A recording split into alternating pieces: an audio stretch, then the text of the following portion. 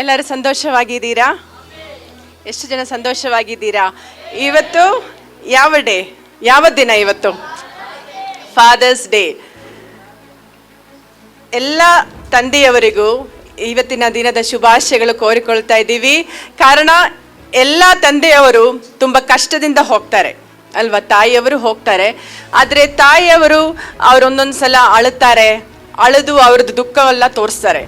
ಆದರೆ ತಂದೆಯವರು ಯಾವತ್ತೂ ಅವರ ದುಃಖವನ್ನು ತೋರಿಸೋದಿಲ್ಲ, ಅವರು ಮನಸ್ಸಲ್ಲೇ ಇಟ್ಕೊಳ್ತಾರೆ. ನಿಮಗೆ ಗೊತ್ತಾ, ಜಾಸ್ತಿ ಹಾರ್ಟ್ ಅಟ್ಯಾಕ್ ಯಾರಿಗೆ ಬರೋದು? ಜೆಂಟ್ಸಿಗೆ ಬರೋದು. ಕಾರಣ ಏನಂದರೆ ಅವರೆಲ್ಲ ಮನಸ್ಸಲ್ಲಿ ಇಟ್ಟುಕೊಂಡು ಯಾರ ಹತ್ರನೂ ಮಾತಾಡಲ್ಲ. The will not express. ಹಂಗೆ ಅವರು ಮಾತಾಡೋದೇ ಇರುವಾಗ ಏನಾಗುತ್ತೆ, ಅದು ಹೃದಯ ಭಾರವಾಗಿ ಅದರಲ್ಲಿ ಉಳ್ಕೊಳ್ಳುತ್ತೆ, ಮತ್ತು ಅವರಿಗೆ ಕಾಯಿಲೆಗಳು ಬರಲಿಕ್ಕೆ ಚಾನ್ಸಸ್ ಇದೆ. ಆದರೆ ಲೇಡೀಸ್ ಹಂಗೆಲ್ಲ, ಅವರ ಆ ಕಡೆ ಹೆಂಗಾದ್ರೇನೋ ಅಳೆದು ಎಲ್ಲ ಎಕ್ಸ್ಪ್ರೆಸ್ ಮಾಡ್ತಾರೆ. ಅದಕ್ಕೆ ನಮಗೆ ಅಷ್ಟೊಂದು ಪ್ರಾಬ್ಲಮ್ ಇಲ್ಲ. ಆದರೆ ನಮ್ಗೆ ಇದಕ್ಕಿಂತ ಹೆಚ್ಚಾಗಿ ಒಂದು ಸಂಪೂರ್ಣನಾದ ತಂದೆ ಇದ್ದಾರೆ. ಅವರ ಹತ್ರ ಹೋಗಿ ಯಾರು ಬೇಕಾದರೂ ಹೋಗಿ ಅಳುಬೋದು. ಆ ತಂದೆ ಹತ್ರ ನಾವು ಏನು ಬೇಕಾದರೂ ಹೇಳ್ಬೋದು. ಆ ತಂದೆ ಎಲ್ಲವನ್ನು ಹೇಳಲಿಕ್ಕೆ ರೆಡಿಯಾಗಿದ್ದಾರೆ. ಆತನು ಸಂಪೂರ್ಣನಾದ ತಂದೆ ಎಂಬುದಾಗಿ ವಾಕ್ಯದಲ್ಲಿ ಬರೆಯಲ್ಪಟ್ಟಿದೆ. ಆ ವಾಕ್ಯ ಭಾಗವನ್ನು ಓದೋಣ. ಎಲ್ಲಿ ಸಂಪೂರ್ಣನಾದ ತಂದೆ ಎಂದು ಬರೆಯಲ್ಪಟ್ಟಿದೆ ನೋಡೋಣ. ಮ್ಯಾಥ್ಯೂ 5 ಅದರ 48ನೇ ವಾಕ್ಯ. ಯಾರಾದರೂ ಒಬ್ರು ಜೋರಾಗಿ ಓದ್ರಿ, ಮೈಕ್ ಇಟ್ಕೊಂಡು.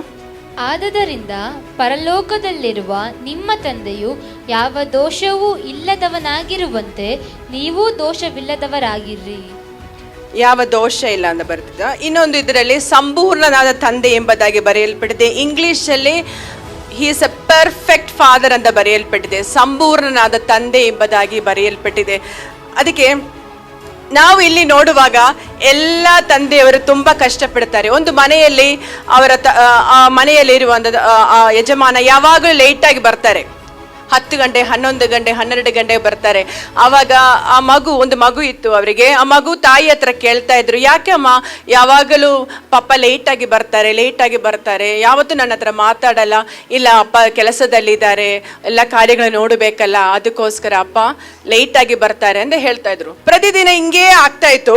ಒಂದು ದಿವಸ ಆ ಮಗು ಹೇಳಿದ್ರು, ಆದ್ರೆ ನಾನು ಸ್ವಲ್ಪ ಟೈಮ್ ನಮ್ಮ ಜೊತೆ ಕಳಿಬೋದಲ್ಲ ಎಂಬುದಾಗಿ ಹೇಳುವಾಗ ಅಮ್ಮ ಹೇಳ್ತಾ ಇದ್ರು, ನಿನಗೊಂದು ಗೊತ್ತಾ, ಅಪ್ಪ ಲೇಟಾಗಿ ಬಂದರೆ ಕೂಡ ಅಪ್ಪ ನಿನಗೋಸ್ಕರ ನಿನ್ನ ಭವಿಷ್ಯವನ್ನು ಕಟ್ಟುತ್ತಾ ಇದ್ದಾನೆ ಎಂಬುದಾಗಿ ಹೇಳಿದ್ರು. ಆವಾಗ ಒಂದು ತಂದೆ ಬಂದಾಗ ಇವನು ಮಲಗಿದ. ಎದ್ಬಿಟ್ಟು ತಂದೆ ಹತ್ರ ಹೋಗಿ ಅಪ್ಪಿಕೊಂಡು, ಅಪ್ಪ I love you because you are building my future ಅಂತ ಹೇಳಿ ಅಪ್ಪಿಕೊಂಡ. ಆವಾಗ ತಂದೆ ಅಳುವುದಕ್ಕೆ ಸ್ಟಾರ್ಟ್ ಆಯಿತು. ಏನಂದರೆ ಮಗು ಹೋಗಿ ತಂದೆ ಹತ್ರ ಹೋಗಿ ತಂದೆಯನ್ನು ಅಪ್ಪಿಕೊಂಡು ಹೇಳಿದ್ರು, ತಂದೆ ನೀನು ನನ್ನ ಭವಿಷ್ಯವನ್ನು ಕಟ್ಟೋದಕ್ಕೋಸ್ಕರ ನೀನು ಲೇಟಾಗಿ ಬರ್ತಾ ಇದೀಯಾ ಎಂಬುದಾಗಿ. ಅದೇ ಥರ ನಾವು ಕೆಲವೊಂದು ಸಮಯದಲ್ಲಿ ನಮ್ಮ ದೇವರ ಹತ್ರ ಕೆಲವೊಂದು ಕಾರ್ಯಗಳು ಕೇಳ್ತಾ ಇರ್ತೇವೆ. ಯೇಸು ಸ್ವಾಮಿ ಹತ್ರ ದೇವರ ಹತ್ರ ನಾವು ಕೇಳುವಾಗ ಸಡನ್ ಆಗಿ ನಮ್ಗೆ ಉತ್ತರವನ್ನು ಸಿಕ್ಕೋದಿಲ್ಲ. ಅಯ್ಯೋ ದೇವರೇ, ಯಾಕೆ ನನ್ನ ಈ ಒಂದು ಪ್ರೇಯರ್ ನೀನು ರಿಕ್ವೆಸ್ಟ್ ಒಂದು ಕೇಳಲಿಲ್ಲ, ದೇವರೇ ಯಾಕೆ ಉತ್ತರವನ್ನು ಕೊಟ್ಟಿಲ್ಲ ಅಂತ ನಾವು ಕೇಳುವಾಗ ದೇವರು ಆ ಒಂದು ಸಮಯದಲ್ಲಿ ಸೈಲೆಂಟ್ ಆಗಿರ್ತಾರೆ. ದೇವರು ಎಲ್ಲದಕ್ಕೂ ನಮ್ಮ ಹತ್ರ ಮಾತಾಡೋದಿಲ್ಲ. ಕೆಲವೊಂದು ಸಮಯದಲ್ಲಿ ದೇವರು ಸೈಲೆಂಟ್ ಆಗಿರ್ತಾರೆ. ಕಾರಣ ಏನು ಗೊತ್ತಾ? He is building our future. ದೇವರು ನಮ್ಮ ಭವಿಷ್ಯವನ್ನು ದೇವರು ಕಟ್ಟುತ್ತಾ ಇದ್ದಾರೆ. ಅದಕ್ಕೆ ದೇವರೆಲ್ಲ ಹೇಳ್ಕೊಳ್ತಾ ಇಲ್ಲ. ಇವಾಗ ನಾನು ಉದಾಹರಣೆ ಹೇಳಿದೆಲ್ಲ, ಆ ಮನೆಯಲ್ಲಿ ಕೂಡ ತಂದೆ ಏನು ಮಾಡ್ತಾ ಇದ್ದಾರೆ ಅಂತ ಅವ್ರ ಹತ್ರ ಹೇಳಿಕೊಂಡಿಲ್ಲ. ಕಾರಣ ಏನಂದ್ರೆ ನಮ್ಮ ದೇವರು ಎಲ್ಲವನ್ನು ಪ್ರಕಟಿಸುವುದಿಲ್ಲ. ಆದರೆ ನಮ್ಮ ದೇವರು ನಾವು ಯಾವ ಒಂದು ಅವಸ್ಥೆಯಲ್ಲಿ ಹೋದ್ರೇನು, ಯಾವ ಪರಿಸ್ಥಿತಿಯಲ್ಲಿ ಹೋದ್ರೇನು, ನಮ್ಮ ದೇವರು ಹಾಲೆಲೂಯ ಏನು ಮಾಡ್ತಾ ಇದ್ದಾರೆ ಅಂದ್ರೆ ನಮ್ಮ ಭವಿಷ್ಯವನ್ನು ಕಟ್ಟುತ್ತಾ ಇದ್ದಾರೆ. ಹಾಲೆಲೂಯ. ಆ ಭವಿಷ್ಯ ನಿಮಗೆ ಗೊತ್ತಿಲ್ಲ. ನಮ್ಮ ಪ್ಲಾನ್ ಅಲ್ಲ ದೇವರ ಪ್ಲಾನು, ನಮ್ಮ ಉದ್ದೇಶಗಳಲ್ಲ ದೇವರ ಉದ್ದೇಶ. ದೇವರ ಉದ್ದೇಶ ಬಹಳ ಚೆನ್ನಾಗಿದೆ, ಬಹಳ ದೊಡ್ಡದಾಗಿದೆ. ನಮ್ಮ ಈ ಗುಬ್ಬಚ್ಚಿ ಕಣ್ಣಲ್ಲಿ ನೋಡುವಾಗ ನಮ್ಗೆ ಏನು ಅರ್ಥ ಆಗೋದಿಲ್ಲ. ಅದಕ್ಕೆ ನಮ್ಮ ದೇವರು ಕೆಲವೊಂದು ಸಮಯದಲ್ಲಿ ನಮ್ಮ ಹತ್ರ ಮಾತಾಡಿಲ್ಲ ಅಂದ್ರೇನು, ಸೈಲೆಂಟ್ ಆಗಿ ಇದ್ರೆ ಕೂಡ ನೀವು ಭಯಪಡಬೇಕಾಗಿರೋ ಅವಶ್ಯಕತೆ ಇಲ್ಲ. ದೇವರು ಏನು ಮಾಡ್ತಾ ಇದ್ದಾರೆ, ದೇವರು ನಿಮ್ಮ ಭವಿಷ್ಯವನ್ನು ಹಾಲೆಲೂಯ ಆತನು ಕಟ್ಟುತ್ತಾ ಇದ್ದಾನೆ ಎಂಬುದಾಗಿ ದೇವರ ವಾಕ್ಯ ಹೇಳ್ತಾ ಇದೆ. ಕಾರಣ ನಿಮ್ಮನ್ನು ಹಾಲೆಲೂಯ ನಾಶ ಮಾಡಕ್ಕಲ್ಲ ಆತನ ಪ್ಲಾನು. ಅದಕ್ಕೆ ನಿಮಗೋಸ್ಕರ ಇರುವಂಥ ಪ್ಲಾನು ನಿಮಗೆ ಗೊತ್ತಿಲ್ಲ, ಆದರೆ ನನ್ನ ತಂದೆಯಾದ ದೇವರಿಗೆ ಗೊತ್ತು. ಹಾಲೆಲೂಯ. ನಾನು ಈ ಒಂದು ಕಥೆ ಮುಂಚೆ ಒಂದು ದಿವಸ ನಿಮ್ಮ ಹತ್ರ ಹಂಚ್ಕೊಂಡಿದ್ದೀವಿ. ಒಂದು ಮಗ ಒಂದು ಮನೆಯಲ್ಲಿ ತಂದೆ ತಾಯಿ ಹತ್ರ ಜಗಳ ಮಾಡಿ, ನಾನು ಈ ಮನೆ ಬಿಟ್ಟು ಹೋಗ್ತೀನಿ, ನನಗೆ ಅದು ಬೇಕು ಇದು ಬೇಕು ಅಂದೆಲ್ಲ ಹೇಳಿ ಆ ಮನೆಯಲ್ಲಿರುವ ದುಡ್ಡೆಲ್ಲ ತಗೊಂಡು ಅವನೊಂದು ಕಡೆ ಹೋದ. ನಾವು ಬೈಬಲಲ್ಲಿ ಬರ್ತೀನಿ ಕೆಟ್ಟ ಕುಮಾರನ ಕಥೆ. ಅದೇ ತರ ಈ ಒಂದು ಮಗ ಕೂಡ ಎಲ್ಲವನ್ನು ತಗೊಂಡು ಮನೆ ಬಿಟ್ಟು ಹೋದ. ಮನೆ ಬಿಟ್ಟು ಹೋಗಿ ಕಾಲೇಜ್ ಹುಡುಗರ ಹತ್ರ ಸೇರ್ಕೊಂಡು PG ಯಲ್ಲೆಲ್ಲ ಇದ್ದು ಅವನೆಲ್ಲ ದುಡ್ಡು ಹಾಳು ಮಾಡಿದ ನಂತರ ಅವನಿಗೆ ಒಂದು ಚಿಂತೆ ಬರ್ತಾ ಇದೆ. ನಾನು ತಪ್ಪು ಮಾಡಿದೆ, ನಾನು ಮನೆಗೆ ವಾಪಸ್ ಹೋಗ್ತೀನಿ, ನನ್ನ ತಂದೆ ಹತ್ರ ಹೋಗ್ತೇನೆ ಎಂಬುದಾಗಿ ಹೇಗೆ ಬೈಬಲಲ್ಲಿ ಬರೆದಿದೆಯೋ ಅದೇ ಥರ ಅವನು ಚಿಂತೆ ಮಾಡ್ತಾ ಇದ್ದಾನೆ, ನಾನು ಈ ತಂದೆ ಹತ್ರ ವಾಪಸ್ ಹೋಗ್ತೀನಿ ಎಂಬುದಾಗಿ. ಅದಕ್ಕೆ ಇದು ಹಳೆಯ ಒಂದು ಕಾಲದಲ್ಲಿ ನಡೆದಿರುವ ಘಟನೆ. ಅದಕ್ಕೆ ಆ ಒಂದು ಸಮಯದಲ್ಲಿ ಮೊಬೈಲ್ ಎಲ್ಲ ಇಲ್ಲ, ಲ್ಯಾಂಡ್ ಫೋನ್ ಏನೂ ಇಲ್ಲ.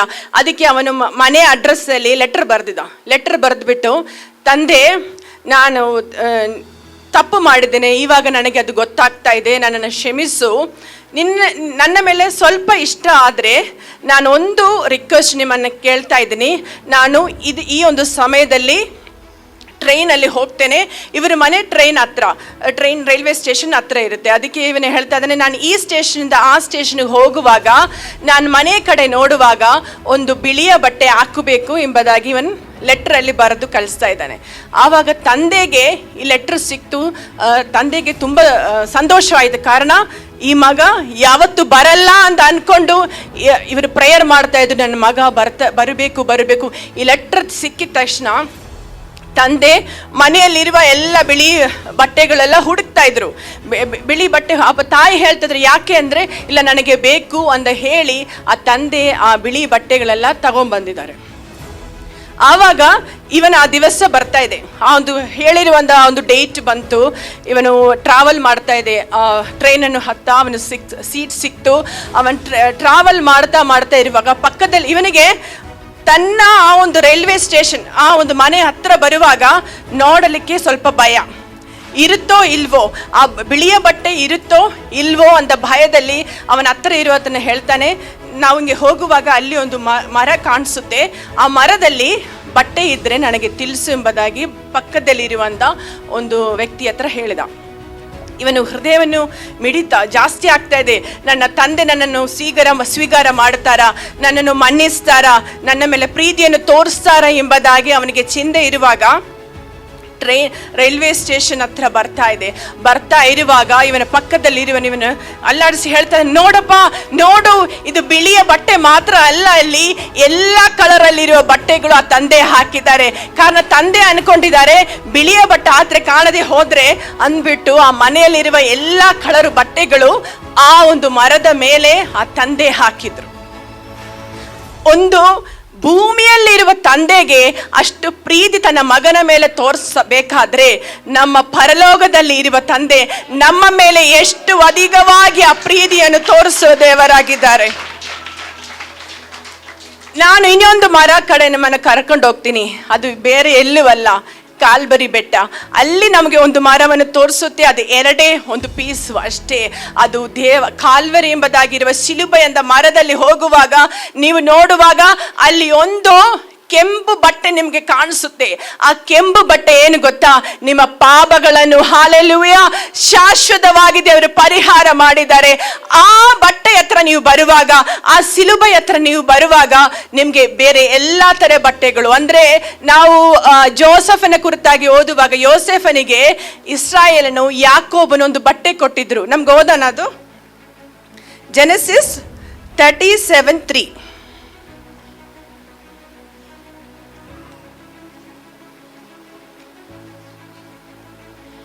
ಯೋಸೇಫನು ಇಸ್ರಾಯೇಲನಿಗೆ ಮುಪ್ಪಿನಲ್ಲಿ ಹುಟ್ಟಿದವನಾಗಿದ್ದರಿಂದ ಇಸ್ರಾಯೇಲನು ಅವನನ್ನು ತನ್ನ ಎಲ್ಲ ಮಕ್ಕಳಿಗಿಂತ ಹೆಚ್ಚಾಗಿ ಪ್ರೀತಿಸಿ ಅವನಿಗೆ ನಿಲುವಂಗಿಯನ್ನು ಮಾಡಿಸಿಕೊಟ್ಟಿದ್ದನು.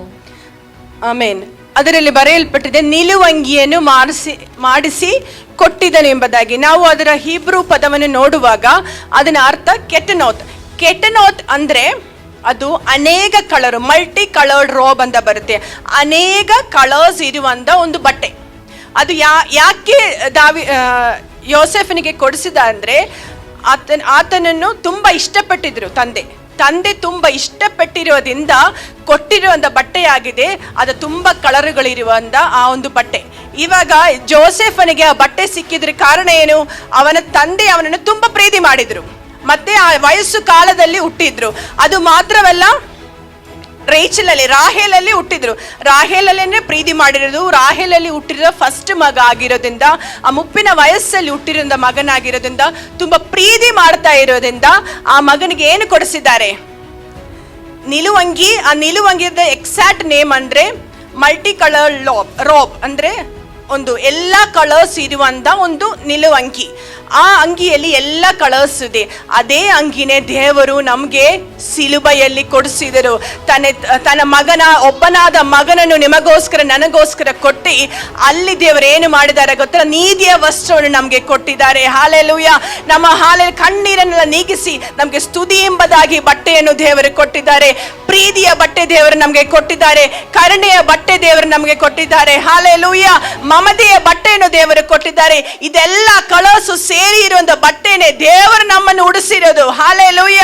ಆ ದೇವರನ್ನು ನೋಡುವಾಗ, ಆ ಸಂಪೂರ್ಣ ತಂದೆಯನ್ನು ನೋಡುವಾಗ ಬೇರೆ ಪ್ರೀತಿ ಎಲ್ಲ ನಮಗೆ ವ್ಯಾಲ್ಯೂನೇ ಇರಲ್ಲ.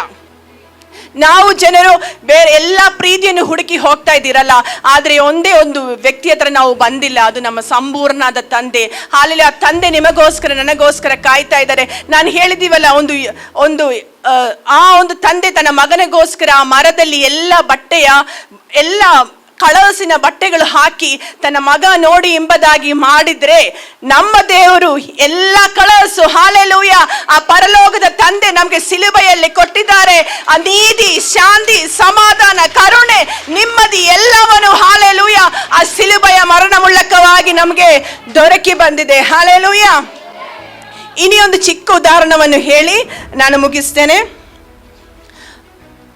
ನಾನು ಇದು ಹೇಳಿದ್ದೀನಿ, ಒಂದು ಎಕ್ಸಾಂಪಲ್. ಒಂದು ಸೇತುವೆ ಇತ್ತು. ಈ ಒಂದು ತಂದೆ ಆ ಸೇತುವೆ ಆಪರೇಟರ್ ಆಗಿ ವರ್ಕ್ ಮಾಡ್ತಿದೆ, ಬ್ರಿಡ್ಜ್ ಆಪರೇಟರ್ ಅಂತ. ಅಲ್ಲಿ ಏನಂದ್ರೆ 2 ರಾಜ್ಯ ಇದೆ. ಈ 2 ರಾಜ್ಯವನ್ನು ಕನೆಕ್ಟ್ ಮಾಡೋದು ಒಂದು ದೊಡ್ಡ ಬ್ರಿಡ್ಜ್. ಈ ಸೇತುವೆ ಏನಂದ್ರೆ ಅದು ಮಡಚಬಹುದು. ಅದಕ್ಕೆ ಇದು ಏನಂದ್ರೆ, ಈ ಸೇತುವೆ 2 ರಾಜ್ಯಗಳ ಮಧ್ಯದಲ್ಲಿ ನದಿ ಹೋಗ್ತಾ ಇದೆ. ಈ ನದಿಯಲ್ಲಿ ಬೋಟ್ಸ್, ಶಿಪ್ಸ್ ಎಲ್ಲ ಹೋಗ್ತಾ ಇದೆ. ಅದಕ್ಕೆ ಇದೆರಡನ್ನು ಕನೆಕ್ಟ್ ಮಾಡೋದು ಹೇಗೆ ಅಂದ್ರೆ, ಒಂದು ಸೇತುವೆಯಿಂದ, ಒಂದು ಬ್ರಿಡ್ಜ್ ಇಂದ. ಅದಕ್ಕೆ ಯಾವಾಗ ಬೋಟ್ಸು, ಅದೇ ತರ ದೋಣಿ ಏನಾದ್ರೆ ಸಮುದ್ರದಲ್ಲಿ ಆ ನೀರಿನಲ್ಲಿ ಏನಾದ್ರೆ ವಾಹನಗಳು ಹೋಗೋದಾದ್ರೆ, ಈ ಆಪರೇಟರ್ ಏನು ಮಾಡ್ಬೇಕಂದ್ರೆ, ಇದು ತಿರುಗಿಸಿ, ಒಂದು ಯಂತ್ರ ಇದೆ ತಿರುಗಿಸಿ ಅದು ಸ್ಟ್ರೈಟ್ ಮಾಡಬೇಕು. ಆವಾಗ ಆ ಬೋಟ್ ಎಲ್ಲ ಸ್ಟ್ರೈಟ್ ಹೋಗ್ಬೋದು. ಅವಾಗ ಟ್ರೈನ್ ಹೋಗೋದಿಲ್ಲ. ಯಾವಾಗ ಟ್ರೈನ್ ಹೋಗಬೇಕು, ಈ 2 ರಾಜ್ಯಗಳಲ್ಲಿ ಕನೆಕ್ಟಿವಿಟಿ ಟ್ರೈನೇ. ಈ ಟ್ರೈನ್ ಹೋಗ್ಬೇಕಾದ್ರೆ ಇವರು ಏನು ಮಾಡ್ತಾರೆ, ಆ ಒಂದು ಸಮಯದಲ್ಲಿ ಬೋಟ್ಸು, ಶಿಪ್ಸ್ ಯಾವುದು ಹೋಗಲ್ಲ. ಇವರು ಮತ್ತೆ ಇದು ತಿರುಗಿಸುವಾಗ ಈ ಸೇತುವೆ ಒಂದು ಇಲ್ಲಿ ಸೇರ್ಕೊಳ್ತೇವೆ, ಜಾಯಿನ್ ಆಗುತ್ತೆ. ಆವಾಗ ಅಲ್ಲಿಂದ ಇಲ್ಲಿಗೆ ಟ್ರೈನ್ ಹೋಗುತ್ತೆ. ಈ ಒಂದು ತಂದೆ ಆ ಒಂದು ಕೆಲಸ ತುಂಬಾ ದಿನಗಳಿಂದ, ವರ್ಷಗಳಿಂದ ಮಾಡ್ತಾ ಬರ್ತಾ ಇದ್ರು. ಆವಾಗ ಎಲ್ಲ ಸಾಯಂಕಾಲ ಆತನ ಮಗ ಬಂದು ಭೇಟಿ ಆಗ್ತಾನೆ. ಸ್ಕೂಲಿಂದ ಬಂದು ತಂದೆ ಹತ್ರ ಬಂದು ಮಾತಾಡ್ಸಿನೇ ಅವ್ರು ಹೋಗೋದು. ಆ ಒಂದು ದಿವಸ ಏನಾಯ್ತಂದ್ರೆ, ಮಗ ಬಂದ್ಬಿಟ್ಟು ಸ್ವಲ್ಪ ಬೇಗನೆ ಬಂದ್ಬಿಟ್ಟು ಅಪ್ಪ ಹತ್ರ ಎಲ್ಲ ಮಾತಾಡ್ಕೊಂಡು, ಅಪ್ಪ ಹೇಳಿದ್ರು ಇದೇ ಥರನೇ ಇದು ಯೂಸ್ ಮಾಡೋದು, ಇದು ತಿರುಗಿಸ್ಬೇಕು, ಇದೆಲ್ಲ ಹೇಳ್ಕೊಟ್ಟು ಒಂದು ದಿವಸ ಚೆನ್ನಾಗಿದ್ದ. ಇನ್ನೊಂದು ದಿವಸ ಮಗ ಬಂದಿದ್ದಾಗ ಅಪ್ಪ ನೋಡಿಲ್ಲ. ಈ ಮಗನೇನಾಗಿದೆ ಅಂದ್ರೆ ಒಳಗಡೆ ಹೋಗ್ಬಿಟ್ರು. ಆ ಒಂದು ಸಮಯದಲ್ಲಿ ಟ್ರೈನ್ ಬರಬೇಕಾಗಿರೋ ಸಮಯ ಅಲ್ಲ. ಸಡನ್ ಆಗಿ ಅಪ್ಪಗೆ ಒಂದು ಅಲಾರ್ಮ್ ಬಂದಿದೆ, ಇದೇ ತರ ಟ್ರೈನ್ ಅರ್ಜೆಂಟ್ ಆಗಿ ಹೋಗ್ಬೇಕು, ನೀನು ಸೇತುವೆ ಹಾಕ್ಬೇಕು ಎಂಬುದಾಗಿ, ಈ ಒಂದು ಬ್ರಿಡ್ಜ್ ಕನೆಕ್ಟ್ ಮಾಡಿ ಎಂಬುದಾಗಿ ಒಂದು ಮೆಸೇಜ್ ಬಂದಿದೆ. ತಂದೆ ಆಚೆ ಬಂದ್ಬಿಟ್ಟು ಆ ಮೆಸೇಜ್ ಅನ್ನು ತಿರುಗಿಸ್ತಾ ಇರುವಾಗಲೇ ಒಂದು ಶಬ್ದ ಬರ್ತಾ ಇದೆ, ಅಪ್ಪ ಎಂಬುದಾಗಿ. ಆ ಒಂದು ಇದೆಲ್ಲ ಮೆಷಿನ್ ಇಟ್ಟಿರುವಂತ ಆ ರೂಮಿಂದ ಅಪ್ಪ ಅಂತ ಒಂದು ಸೌಂಡ್ ಬರ್ತಾ ಇದೆ. ಆವಾಗ ತಂದೆಗೆ ಗೊತ್ತಾಗ್ತಾ ನನ್ನ ಮಗ ಅಲ್ಲಿ ಇದ್ದಾನೆ ಎಂಬುದಾಗಿ.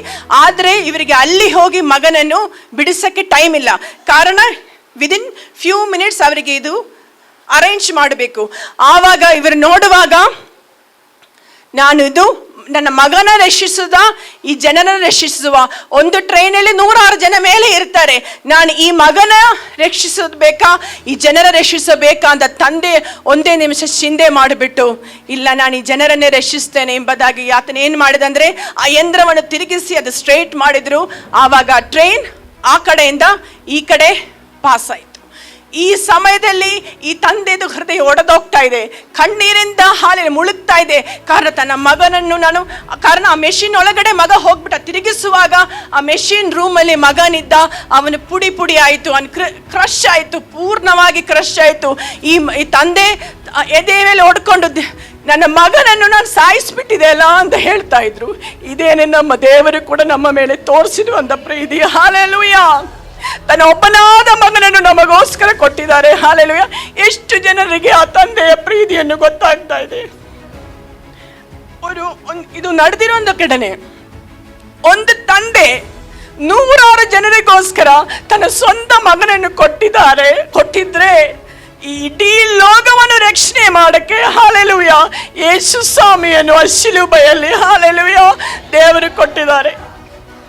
ನಾನು ಯಾವಾಗ ದುಃಖದಲ್ಲಿ ಹೋಗ್ತೀವೋ ನಾನು ಆವಾಗಲೇ ಬಂದು ಪ್ರೇಯರ್ ಮಾಡಿ ಆ ಶಿಲುಬೆಯನ್ನು ನನಗೆ ನೆನೆಸುವಾಗ ನಂದೆಲ್ಲ ದುಃಖ ನೀಗಿ ಹೋಗುತ್ತೆ.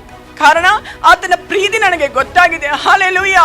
ಎಷ್ಟೋ ಜನರು ನಮ್ಮ ಮೇಲೆ ತೋರಿಸುವಂತ ಪ್ರೀತಿ ನಿಜವಾಗಿರಲ್ಲ, ಆದರೆ ನಮ್ಮ ಸ್ವಂತ ದೇವರು, ನಮ್ಮ ಸ್ವಂತ ತಂದೆ, ನಮ್ಮ ಸಂಪೂರ್ಣವಾದ ತಂದೆ ನಮ್ಮ ಮೇಲೆ ಇಟ್ಟಿರುವ ಪ್ರೀತಿ, ಹಾಲೆಲೂಯಾ, ನೀವು ನೆನೆಸಿ ನೋಡಬೇಕು. ಆ ತಂದೆ ಎದೆ ಮೇಲೆ ಹೊಡ್ಕೊಂಡು ನನ್ನ ಮಗನನ್ನು ನಾನು ಸಾಯಿಸ್ಬಿಟ್ಟಿದೆ ಅಲ್ಲ ಅಂತ ನೆನೆಸುವಾಗ, ಆತನ ನೋಡುವಾಗ ಟ್ರೈನ್ ಹೋಗ್ತಾ ಇದೆ. ಟ್ರೈನಲ್ಲಿ ಇರುವವರಿಗೆ ಏನು ಗೊತ್ತಾಗಿಲ್ಲ. ಅವರು ಹೋಗುವಾಗ ಆ ಟ್ರೈನ್ ಒಳಗಡೆ ಅವರು ನಗಿದಾಡ್ತಾ ಇದ್ದಾರೆ, ಹಾಡುಗಳಿಗೆ ಹೇಳ್ತಾರೆ, ಡ್ಯಾನ್ಸ್ ಮಾಡ್ತಾ ಇದ್ದಾರೆ, ಎಲ್ಲ ಮಾಡಿಕೊಂಡು ಅವರು ಮುಂದೆ ಹೋದ್ರು. ಆದರೆ ಇದೇ ತರಾನೇ ನಾವು ಜೀವನವಾಗಿರುವ ಒಂದು ಟ್ರೈನಲ್ಲಿ ಹೋಗುವಾಗ, ನಾವು ಸಂತೋಷವಾಗಿರುವಾಗ, ನೀವು ಗೋಳಾಡುವಾಗ, ನೀವೆಲ್ಲ ಕುಣಿದಾಡುವಾಗ, ಎಲ್ಲವನ್ನು ಮಾಡುವಾಗ ನಿಮ್ಗೆ ಗೊತ್ತಿಲ್ಲ ಒಬ್ಬ ತಂದೆಯಲ್ಲಿ ನಿಂತಿದ್ದಾರೆ ತನ್ನ ಸ್ವಂತ ಮಗನನ್ನು, ಹಾಲೆಲೂಯಾ, ನಿಮ್ಮ ಜೀವವನ್ನು ಕಾಪಾಡುವುದಕ್ಕೆ ಒಂದು ತಂದೆಯನ್ನು, ಸ್ವಂತ ಮಗನನ್ನು ಬೆಲೆ ಕೊಟ್ಟಿದ್ದಾರೆ. ಹಾಲೆಲೂಯಾ. ಆ ಟ್ರೈನ್ ಇರೋರಿಗೆ ಗೊತ್ತಾಗಿಲ್ಲ. ಅದೇ ತರನೇ ನಾವು ಒಂದು ಟ್ರೈನ್ ಒಳಗಡೆನೆ ನಮ್ಮ ಜೀವನದಲ್ಲಿ ನಮ್ಗೆ ಹಾಲಿನ ಸಂತೋಷ ಎಲ್ಲವನ್ನ ಬರುತ್ತೆ. ಎಲ್ಲದರಲ್ಲಿ ನಾವು ಆ ಒಂದು ಮುಳುಗೋಗಿ ಹೋದ ಪರಿಸ್ಥಿತಿಯಲ್ಲಿ ಕೂಡ ನಿಮ್ಗೆ ಇವಾಗ ಸಿಕ್ಕಿರೋದ ಆಶೀರ್ವಾದ ಆತನ ಬೆಲೆಯಿಂದ, ಇವಾಗ ನಿಮ್ಗೆ ಸಿಕ್ಕಿರುವಂತ ಮನೆ, ನಿಮ್ಗೆ ಸಿಕ್ಕಿರುವಂತ ವಾಹನ, ನಿಮ್ಗೆ ಸಿಕ್ಕಿರುವಂತ ಜಾಬ್, ಇದಕ್ಕೆಲ್ಲ ಕಾರಣ ಒಬ್ಬನು ತ್ಯಾಗವನ್ನು ಕೊಟ್ಟಿದ್ದಾರೆ. ಯೇಸು ಸ್ವಾಮಿ ತ್ಯಾಗ ಮಾಡಿರೋದಕ್ಕಿಂತ ನಿಮ್ಗೆ ಅದೆಲ್ಲವನ್ನು ದೊರಕಿ ಬರೋದಕ್ಕೆ ದೇವರು ಸಹಾಯ ಮಾಡಿದ್ರು. ಹಾಲೆಲೂಯಾ. ಆತನೇ ನಿಜವಾದ ತಂದೆ, ಆತನೇ ನಿಜವಾದ ದೇವರು. ಹಾಲೆಲೂಯಾ. ಒಂದು ಮಗನನ್ನು, ಹಾಲೆಲೂಯಾ, ಒಂದು ತಂದೆಗೆ ಕೊಡಕ್ಕೆ ಕಷ್ಟವಾಯಿತು, ಆದ್ರೆ ನಾವು 100 ಜನರನ್ನು ನಿಲ್ಲಿಸಿ ದೇವರು ಕೊಟ್ಟರು. ಇದೇ ತರಾನೇ ಯೇಸು ಸ್ವಾಮಿ ತನ್ನ ಪ್ರಾಣವನ್ನು ಬಿಡುವಾಗ ನಿಮ್ಗೆ ಗೊತ್ತಾ, ಅಲ್ಲಿ ಕತ್ತಲೆ ಉಂಟಾಯಿತು ಎಂಬುದಾಗಿ ಬೈಬಲಲ್ಲಿ ಬರೆಯಲ್ಪಟ್ಟಿದೆ. ಏನಕ್ಕೆ ಕಾರಣ ಗೊತ್ತಾ? ಆ ಒಂದು ಸಮಯದಲ್ಲಿ ತಂದೆ ತನ್ನ ಮುಖವನ್ನು ತಿರುಗಿಸಿದ್ರು, ತನ್ನ ಮಗನ ಕಡೆಯಿಂದ ತಿರುಗಿಸಿ ನಿಮ್ಮ ಕಡೆ ತಿರುಗಿಸಿದ ಆವಾಗ ಕತ್ತಲೆ ಉಂಟಾಯಿತು. ಹಾಲೆಲೂಯಾ. ಈ ಕತ್ತಲೆಯಾಗಿರುವ ಜನರ ಮುಂದೆ ದೇವರು ತನ್ನ ಮುಖವನ್ನು ತಿರುಗಿಸಿದ್ದಾರೆ. ಅದಕ್ಕೆ ತನ್ನ ಮಗ ಕಡೆಯಿಂದ ದೇವರ ಮುಖವನ್ನು ತಿರುಗಿಸಿದ್ರು. ಎಲ್ಲರೂ ಅನ್ಕೊಂಡಿದೆ ಯೇಸು ಸ್ವಾಮಿ ಆಗೋಯ್ತು, ಕತೆ ಆಗೋಯ್ತು, 3 ದಿವಸ ಆಗೋಯ್ತು. ಆದ್ರೆ ನಿಮಗೆ ಗೊತ್ತಾ, He was working on your future. ಆ ಒಂದು ಸಮಯದಲ್ಲಿ ತಂದೆ ನಿಮ್ಮ ಭವಿಷ್ಯವನ್ನು ಕಟ್ಟುತ್ತಾ ಇದ್ರು. ಆ ಶಿಲುಬೆಯ ಹಿಂದಗಡೆ ದೇವರು ನಿಮ್ಮ ಭವಿಷ್ಯವನ್ನು ಕಟ್ಟುತ್ತಾ ಇದ್ರು. ನಿಮಗೆ ಬರಬೇಕಾಗಿರೋ ಸಮಾಧಾನ, ನಿಮಗೆ ದೊರಕಬೇಕಾಗಿರೋ ರಕ್ಷಣೆ, ನಿಮಗೆ ದೊರಕಬೇಕಾಗಿರುವ ಎಲ್ಲ ಪ್ರೀತಿ, ಸಮಾಧಾನ, ಸಂತೋಷ, ಕರುಣೆ ಎಲ್ಲವನ್ನು ಆತನು ಫಿಕ್ಸ್ ಮಾಡ್ತಾ ಇದ್ರು. ಆತನು ರೆಡಿ ಮಾಡ್ತಾರೆ. ಹೇಗೆ ಅಂದ್ರೆ ಯೇಸು ಸ್ವಾಮಿನ ಮತ್ತೊಮ್ಮೆ, ಹಾಲೆಲೂಯಾ, ಪುನರುದ್ಧಾನ ಹೊಂದಿಸಿ ದೇವರು ತನ್ನ ಕಾರ್ಯವನ್ನು ಮಾಡಿದ್ರು. ಅದಕ್ಕೆ ಆ ಕತ್ತಲೆಯಲ್ಲಿ ಉಂಟಾಯಿತು. ಆದ್ರೆ ಆ ಕತ್ತಲೆ ಪರಿಪೂರ್ಣವಾಗಿ ಒಂದು ಪೂರ್ಣ ಪ್ರಕಾಶವಾಗಿ ದೇವರು ಮಾರ್ಪಡಿಸಿದ್ರು. ನಿಮ್ಮ ಜೀವಿತದಲ್ಲಿ ಕೂಡ ಕತ್ತಲೆಯ ಅವಸ್ಥೆ ಇರುತ್ತೆ. ಹಾಲೆಲೂಯಾ. ತಂದೆ ಮಾತಾಡದೆ ಇರುವಂತ ಅವಸ್ಥೆ ಇರುತ್ತೆ, ತಂದೆ ಮುಖ ತಿರುಗಿಸಿರೋ ಅವಸ್ಥೆ ಇರುತ್ತೆ. ಆದ್ರೆ ನಿಮ್ಗೆ ಒಂದು ಗೊತ್ತಾ, ದೇವರು ನಿನಗೋಸ್ಕರ ಭವಿಷ್ಯವನ್ನು ಕಟ್ಟುತ್ತಾ ಇದ್ದಾರೆ. ಆತನು ಪ್ರಭಾವವನ್ನು ಕಟ್ಟುತ್ತಾ ಇದ್ದಾರೆ. ಪ್ರಭಾವವಾಗಿ ಮತ್ತೊಮ್ಮೆ ಎಬ್ಬಿಸುತ್ತಾರೆ. ಹಾಲೆಲೂಯಾ. ಯೇಸು ಸ್ವಾಮಿಯನ್ನು ಮಹಿಮೆಯಲ್ಲಿ ಎಬ್ಬಿಸಿದ ದೇವರು ನಿಮ್ಮ ವಿಷಯದಲ್ಲಿ ಕೂಡ ಮಹಿಮೆಯಿಂದ ನಿಮ್ಮನ್ನು ಎಬ್ಬಿಸಕ್ಕೆ ಶಕ್ತನಾಗಿದ್ದಾನೆ. ಅದಕ್ಕೆ ನಾನು ಹೇಳಿದ್ದು, ನಿಮ್ಮ ಭವಿಷ್ಯವನ್ನು ದೇವರು ಕಟ್ಟುತ್ತಾ ಇದ್ದಾರೆ, ಆಲ್ರೆಡಿ ಕಟ್ಟಿ ಮುಗಿಸಿದ್ದಾರೆ. ಹಲ್ಲೆಲೂಯ. ಸಿಲುಬೆಯ ಮರಣ ಮೂಲಕವಾಗಿ ಎಲ್ಲವನ್ನು ಕಟ್ಟಿ ಮುಗಿಸಿದ್ದಾರೆ. ಅದೇ ನಮ್ಮ ದೇವರ ಪ್ರೀತಿ. ಹಲ್ಲೆಲೂಯ. ಇವತ್ತು ಎಷ್ಟು ಜನ ನಿಮ್ಮ ತಂದೆಗೆ ಹತ್ರ ಎಲ್ಲ ತಂದೆಯು ದೇವರ ಒಂದು ಪ್ರತಿಬಿಂಬವಾಗಿದೆ. You are the image of God. ಎಲ್ಲ ತಂದೆಯವರು ಇಲ್ಲಿ ಕೂತಿರೋರು, ನೀವು ದೇವರ ಒಂದು ಪ್ರತಿಬಿಂಬವಾಗಿದೆ. ನೀವು ನಿಮ್ಮ ಹೆಂಡತಿಯನ್ನು ಮಕ್ಕಳನ್ನು ಪ್ರೀತಿ ಮಾಡುವಾಗ ನೀವು ದೇವರ ಥರನೇ ಅವರನ್ನು ಪ್ರೀತಿ ಮಾಡೋದು. ನೀವು ಅವರಿಗೆ ಸಂರಕ್ಷಣೆ ಕೊಡುವಾಗ ನೀವು ದೇವರ ಥರನೇ ಅವರಿಗೆ ಸಂರಕ್ಷಣೆ ಕೊಡೋದು. ನೀವೆಲ್ಲವನ್ನು ಅವರಿಗೆ ಸೇರಿಸಿ ಕೂಡಿಸಿ ಕೊಡುವಾಗ ನೀವು ದೇವರ ಥರನೇ ಹಾಲೆಲು ಮಾಡೋದು. ಅದಕ್ಕೆ ಇನ್ನೂ ಹೆಚ್ಚಾಗಿ ನೀವು ದೇವರ ಪ್ರತಿಬಿಂಬದಲ್ಲಿ ಹಾಲೆಲು ಬೆಳೆಯಲಿ ಎಂಬುದಾಗಿ ಹೇಳಿಕೊಳ್ತಾ ನಿಮಗೋಸ್ಕರ ಪ್ರಾರ್ಥನೆ ಮಾಡುತ್ತಾ ಎಲ್ಲ ತಂದೆಯವರಿಗೂ ಹಾಲೆಲುಯ ದೇವರು ಒಳ್ಳೆ ಶಕ್ತಿಯನ್ನು ಆರೋಗ್ಯವನ್ನು ಕೊಟ್ಟು ಇನ್ನು ಹೆಚ್ಚಾಗಿ ನಮ್ಮ ದೇವರ ತರ ಸಂಪೂರ್ಣವಾದ ದೇವರ ತರ ಇನ್ನೂ ಬೆಳೆಯೋದಕ್ಕೆ, ನಿಮ್ಮ ಕುಟುಂಬವನ್ನು ಕಟ್ಟೋದಕ್ಕೆ, ಹಾಲೆಲುಯ ನಿಮ್ಮ ಸ್ಪಿರಿಚುವಲ್ ಲೈಫ್ ಅನ್ನು ಕಟ್ಟೋದಕ್ಕೆ ದೇವರು ನಿಮಗೆ ಸಹಾಯ ಮಾಡಿ ಎಂಬುದಾಗಿ ಹೇಳುತ್ತಾ ನನ್ನ ಈ ಒಂದು ಚಿಕ್ಕ ಸಂದೇಶದಿಂದ ಮುಕ್ತಾಯಪಡಿಸ್ತಾ ಇದ್ದೀವಿ. ಎಲ್ಲರನ್ನು ದೇವರ ಆಶೀರ್ವದಿಸಲಿ ಎಂಬುದಾಗಿ ಹೇಳಿಕೊಳ್ತಾ ನಮ್ಮ ಚಪ್ಪಾಳೆ ತಟ್ಟುತ್ತಾ ಪಾಸ್ಟರ್ನ ವೆಲ್ಕಮ್ ಮಾಡೋಣ.